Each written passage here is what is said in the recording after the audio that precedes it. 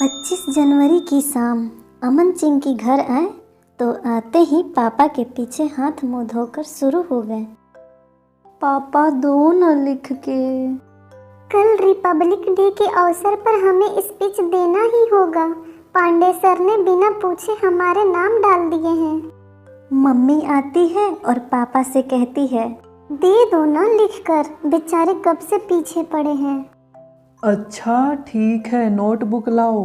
अमन notebook देता है, पापा उसे स्पीच लिख कर देते हैं। अमन चला जाता है, पापा चिंकी की नोटबुक लेकर स्पीच लिख देते हैं और चिंकी स्पीच की प्रैक्टिस करने निकल जाती है। 26 जनवरी की सुबह हो गई।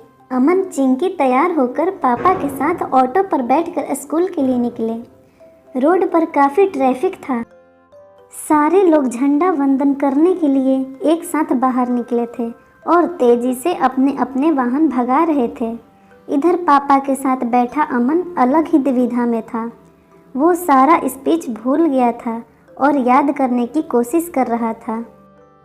तभी अमन चिंकी ने देखा एक सीनियर महिला को बाइक का धक्का लगा था और लड़का तेजी से निकल गया।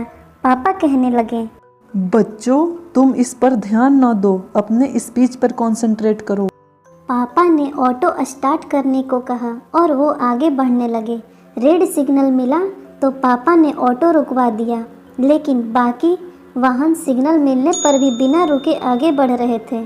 अमन यह सब नोटिस कर रहा था। इतने लापरवाह हैं ये सब, इधर रूल तोड़ेंगे और स्टेज पर जाकर लंबे लंबे भाषण देंगे। भाषण से याद आया, अमन भाषण याद है ना? पापा की बात सुनकर अमन का डर खत्म हो गया था। पापा भाषण तो भूल गया, क्या बोलना है वो समझ गया। अमन चिंकी स्कूल पहुंचते हैं तो झंडा वंदन हो चुका था और बच्चों के स्पीच शुरू हो गए थे।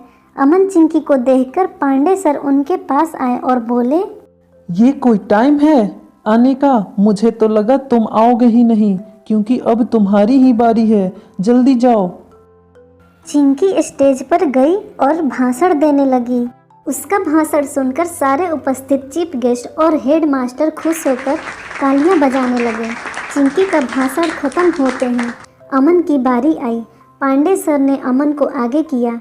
अमन माइक के सामने खड़ा हो गया। उपस्थित अमन की तरफ देखने लगे कि अब वो क्या बोलेगा। तभी अमन ने बोलना शुरू किया। सभी ने यहाँ अच्छे अच्छे स्पीच दिए, अच्छी बातें कही। मेरे पापा ने भी मुझे स्पीच लिख कर दिया था, पर मैं वो भूल गया हूँ। लेकिन मुझे पता है कि मुझे क्या बोलना है। हमारे देश में लोकतंत्र है, हमें संविधान में अधिकार मिले हैं। हम सब अधिकारों के लिए झगड़ते हैं, कोर्ट कचहरी जाते हैं, पर क्या हम अपने कर्तव्यों को लेकर सीरियस हैं? स्कूल आने में हमें लेट हो गई क्योंकि हम सिग्नल पर रुक गए। जो सिग्नल पर रुके नहीं वो झंडावन करने टाइम पर आ गए। क्या यही गणतंत्र है?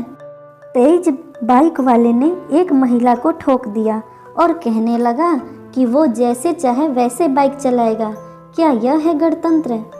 आज का यह समारोह तो बस फॉर्मेलिटी है। गणतंत्र यशस्वी करना है तो हमें अधिकारों के साथ साथ अपने कर्तव्य समझने होंगे और उनका पालन करना होगा, तभी सही मायने में गणतंत्र दिवस सफल रहेगा। जय हिंद, जय भारत।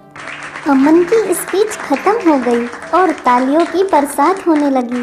सारे उपस्थित खड़े होकर तालियां बजाने लगे क्योंकि गणतंत्र का सही अर्थ अमन ने उन्हें समझा दिया था।